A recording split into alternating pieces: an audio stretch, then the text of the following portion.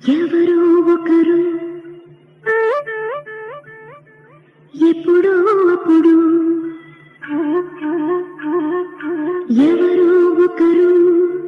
ఎప్పుడో అప్పుడు నడవరా ముందుగా అటో ఇటో ఎటో వైపు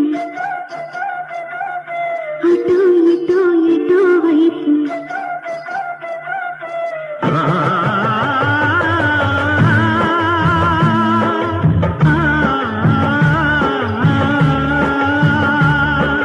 మొదటివాడు ఎప్పుడు